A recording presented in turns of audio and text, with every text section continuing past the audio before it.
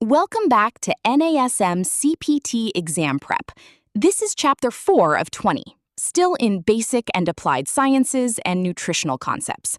Today's lesson is exercise metabolism and bioenergetics. We'll cover the three energy systems and which one dominates depending on activity duration and intensity. Let's dive in. By the end of this lesson, you'll be able to do four things. First, name the three energy systems and their approximate durations. Second, predict which energy system dominates for a given activity. Third, explain why energy systems operate on a continuum, not a switch. And fourth, connect energy balance to overall weight management. Let's build these one at a time. There are three ways the body makes ATP. The ATP-PC system. Immediate, 0 to 10 seconds. Best suited for maximal short efforts, a heavy single lift, a short sprint. The glycolytic system. Short term, 10 seconds to 2 minutes. Best suited for high-intensity efforts sustained a bit longer, a hard interval, a 400-meter run. And the oxidative system. Long term, beyond 2 minutes. Best suited for sustained lower-intensity activity, steady-state cardio, a long run. Here's the underlying idea to hold on to. ATP is the molecule that directly powers muscle contraction. All three systems exist for one purpose: to produce it. Let's walk through some real examples. A max-effort deadlift attempt. It lasts only a few seconds at maximal intensity. The ATP-PC system dominates here, matching Phase 4 prescriptions you'll see later in Lesson 14. A hard 60-second interval, the kind you'll cover in Lesson 8. Too long for ATP-PC alone, too intense to be purely oxidative. The glycolytic system dominates. And a 30-minute steady-state run. Long duration, moderate intensity. The oxidative system dominates, using oxygen to sustain effort over time.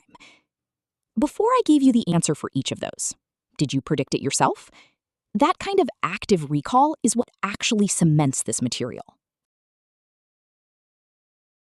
Here's a common exam trap. Students often treat energy systems as an on-off toggle. In reality, that's not how it works. All three systems are always active to some degree, blending along a continuum based on duration and intensity. So the correct exam answer is almost always primarily one system, not exclusively one system. I want to say this plainly because it's one of the most common misconceptions students carry into the real exam. All three systems contribute simultaneously. Only the dominant one shifts. Let's zoom out for a moment. Calories in versus calories out. Overall energy balance determines whether someone gains, maintains, or loses weight over time. That's zoomed out from any single set or session. Here's an important connection. All three energy systems ultimately draw from the same underlying fuel sources: carbohydrate, fat, and to a lesser degree, protein. And this is exactly why the nutrition chapter, Lesson 17, picks up directly from here. Everything the energy systems burn ultimately comes from food. That's what Lesson 17 covers next. Let's check your understanding. Question: which energy system dominates during a maximal effort activity lasting only a few seconds? Take a second and think it through. The correct answer is the ATP-PC system. Here's why. The ATP-PC system provides immediate energy for maximal effort activities lasting roughly 0 to 10 seconds. One more question. Do the three energy systems operate independently of one another? Pause and think back to the continuum idea. The correct answer is no. All three are always contributing to some degree. Here's why. All three energy systems are always contributing. Which one dominates simply shifts based on duration and intensity. Let's bring it all together.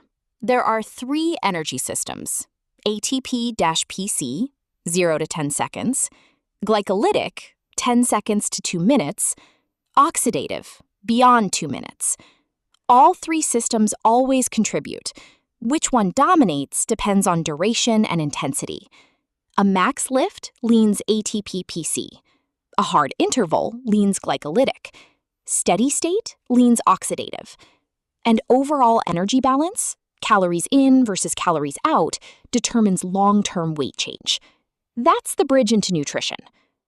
One idea is worth repeating one more time because it's the trickiest to get right on the exam. It's a continuum, not a switch. Great work getting through Lesson 4. Next up is Lesson 5, Human Movement Science. We'll cover planes of motion and the muscle rolls behind every movement. See you there!